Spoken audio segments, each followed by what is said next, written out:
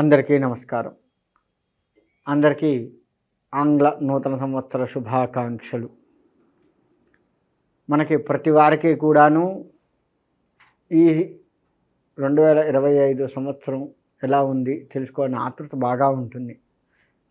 కాబట్టి మనం ఈ 25వ సంవత్సరం ముఖ్యంగా ధనుర్రాశి వారికి ఎలా ఉంది అన్న విషయానికి వస్తే, వస్తాయి, ఖర్చు అవుతాయి డబ్బులు, పేరు ప్రతిష్టలు వస్తాయి, పోతుంటాయి. కాకపోతే వీరి దగ్గర ఉన్నది ఏందయ్యా అంటే పట్టుదల.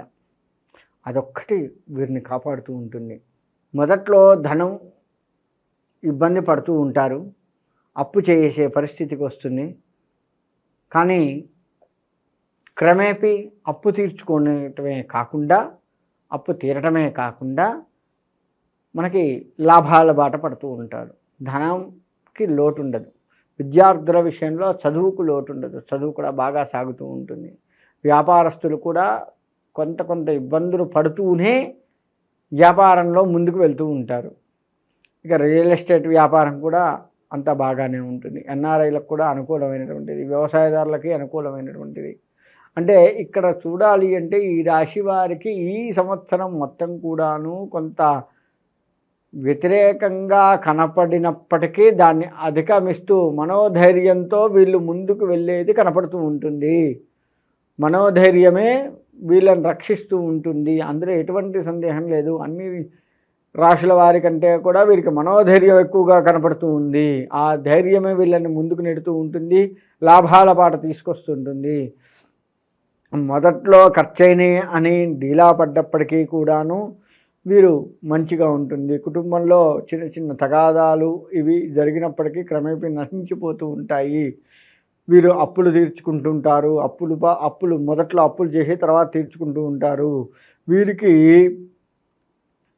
ఇబ్బంది ఎక్కడ వస్తుందయ్యా అంటే మనోధైర్యాన్ని ఎప్పుడైతే వీరు కోల్పోతారో అప్పుడు వస్తుంది వీళ్ళకి ఇబ్బంది. అప్పటి వరకు కూడాను వీరిని ఆపేవారు ఉండరు. మనోధైర్యం కొంత సన్నగిల్లిందా వీరి పతనాన్ని వీరే చూసుకుంటూ ఉంటారు. కాబట్టి అది మనము జాగ్రత్త పడుతూ ముందుకు వెళ్ళడం మంచిది. ఈ రాశి మొత్తం కూడాను ఈ సంవత్సరం మొత్తం ఈ విధంగానే ఉంది. కాబట్టి వీరు మనోధైర్యాన్ని సన్నగిల్లకుండా ధైర్యాన్ని పెంపొందించుకుంటూ ముందుకు వెళ్ళినట్లయితే వీరికి అనుకూలమైనటువంటి సమయం కనపడుతూ ఉంది. కుటుంబంలో కూడా సఖ్యత సన్నగిలినట్లుగా కనపడ్డా కొద్దిగా తేరుకుంటూ మళ్ళా సఖ్యతని పొంది అన్యోన్యంగా ఉండే అవకాశం కనపడుతుంది. ఇక పిల్లల విషయానికి వస్తే మారాము ఎక్కువగా చేసే కనపడుతుంది. పిల్లలు, చిన్నపిల్లలైతే మారాము ఎక్కువ చేస్తారు. పెద్దవాళ్ళైతే కొంచెం ఉద్యోగాల దగ్గరలో ఉన్నటువంటి పిల్లవాళ్ళైతే ఇది నాకు కావాలి, ఇది నాకు ఇవ్వు, నువ్వు ఏం చేస్తావో నాకు తెలియదు, ఇటువంటి మాటలు బాగా వీళ్ళ దగ్గర కనపడుతూ ఉంటాయి. తల్లిదండ్రుల విషయంలో తల్లిదండ్రుల దగ్గర ఈ విధమైనటువంటి మాటలు మాట్లాడి దాన్ని సాధించుకుంటూ ఉంటారు. కాబట్టి వాళ్ళకి ఏది అవసరమో తెలుసుకొని ఇవ్వడం మంచిది. అది నిజంగా అవసరం అంటే మీ తల తాకట్టు పెట్టైనా ఇవ్వండి, కానీ కాదు అంటే మాత్రం వాళ్ళు ఎంత గోల పెట్టినా ఇవ్వకండి. ఎందుకంటే కొంత చెడిపోయేది వీళ్ళల్లో కనపడుతూ ఉంది. కాబట్టి ఆచితూచి వ్యవహరించండి. ఒకవేళ ఇచ్చినా సరే, తప్పని పరిస్థితుల్లో వాడు అడిగింది ఇచ్చాము, ల్యాప్టాప్ ఇచ్చాము అనుకుందాం. ఆ ల్యాప్టాప్ని తరచూ మీరు గమనిస్తూ ఉండండి. అసలు నిజంగా ఏం చేస్తున్నాడు తరచూ గమనిస్తూ ఉండండి. ఎందుకంటే పిల్లలు కొంత తప్పుతో పట్టే ప్రమాదం కొంత కనబడుతుంది. అయినప్పటికీ కూడాను ఈ పిల్లల దగ్గర ఇంకొద్దిగా ఉన్నది ఏందయ్యా అంటే వీళ్ళకు కూడా మనోధైర్యం ఉంది. అది తప్పని తెలిసినా ధైర్యంగా ముందుకు వెళ్ళి ఆ తప్పు నుంచి బయటపడతారు. దాంట్లో చిక్కుకుంటున్నాం అని కొద్దో గొప్ప తెలిసినా బయటపడే అవకాశం కొంత కనపడుతూ ఉంది. కాకపోతే కొంత మాత్రం ఆ మనోధైర్యాన్ని కొంత దెబ్బతీసేవారు వీరి చుట్టూ ఉన్నారు. కాబట్టి అదొక్కటి గమనించుకుంటూ పిల్లలు వెళ్ళండి. తల్లిదండ్రుల ప్రోత్సాహం బాగా ఇవ్వండి. అన్ని రంగాల వారికి కూడా ఇది బాగుంది. ఈ యొక్క సంవత్సరం మొత్తం కూడాను బాగుంది.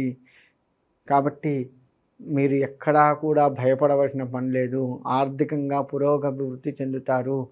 మీకు కోర్టులో ఉన్నటువంటి సమస్యలు ఏవైనా ఉంటే మొదట ఆందోళన కలిగిస్తున్నప్పటికీ కూడాను దాన్ని అధిగమించి ముందుకు వెళ్ళేది కనపడుతూ ఉంది. కాబట్టి అక్కడ కొంత ధనాన్ని మీరు ఖర్చు పెట్టే ప్రమాదం కూడా ఉంది. అలా ఖర్చు పెడితేనే వెళ్ళగలుగుతారు అనే సూచనలు కూడా కొంత కనపడుతూ ఉన్నాయి. కాబట్టి మీరు ఆ విధంగా వెళ్ళండి, ఇబ్బంది ఏం లేదు.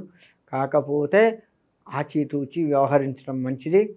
వీరికి ఆరోగ్య సమస్య మొదట్లో కొంత ఇబ్బంది పెట్టినప్పటికీ దాన్ని కొంత నిలదొక్కుని ఆ ఇబ్బంది అయింది అంతవరకే ఉంది. ఉదాహరణకు షుగర్ వచ్చింది అనుకుందాం, దాని తీవ్రతని పెంచుకోకుండా అదే ఇదిగా అంటే దాన్ని శాతాన్ని మనకి ఆ షుగర్ లెవెల్ ఎంతవరకు ఉంటే మంచిదో అంతవరకే ఉంచుకుంటూ వెళ్ళగలిగే సమర్థత వీళ్ళలో ఉంది. షుగర్ అనేది ఉదాహరణకు చెప్పానండి, ఆరోగ్య పరిస్థితికి ఉదాహరించడం కోసంగా నేను ఆ విధంగా చెప్పాల్సి వచ్చింది. ఏ రోగమైనా సరే దాన్ని పెద్దది చేసుకోకుండా సక్రమంగా దాని స్థాయిలో ఉంచి మనము గుండె ధైర్యంతో ముందుకు వెళ్ళేంత ఆరోగ్య స్థితిని వీళ్ళు మెరుగుపరుచుకునే అవకాశం కనపడుతూ ఉంది. ఇక వీరిలో ఉన్నది ఏందయ్యా అంటే ఎట్టి పరిస్థితుల్లో కూడా వీరి మనోధైర్యాన్ని కోల్పోవద్దు.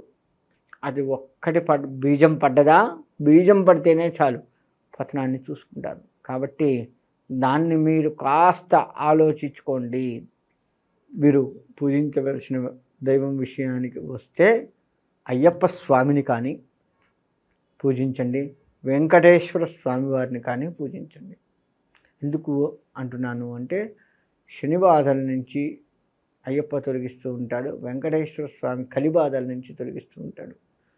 వెంకటేశ్వర స్వామి శని బాధలు కూడా తొలగిస్తాడు, అందుకే శనివారం నాడు అని చెప్పడం కూడా జరుగుతుంది. వెంకటేశ్వర స్వామికి ఇష్టమైన వారం ఏది అంటే శనివారం, మనం వెంబడే చెప్పేస్తాం. కాబట్టి ఈ ఇద్దరిని పూజించడం వల్ల శని బాధలు ఎక్కువగా తగ్గి కలి బాధలు ఎక్కువగా తగ్గి మీరు ఈ రెండింటి బాధలు తగ్గటం వల్ల మీరు కొంత ముందుకు వెళ్ళే అవకాశం ఉంటుంది. కాబట్టి వెంకటేశ్వర స్వామి వారికి సంబంధించినటువంటి పూజలు, వ్రతాలు, హోమాలు ఏది ఉంటే అది చేయించుకోండి.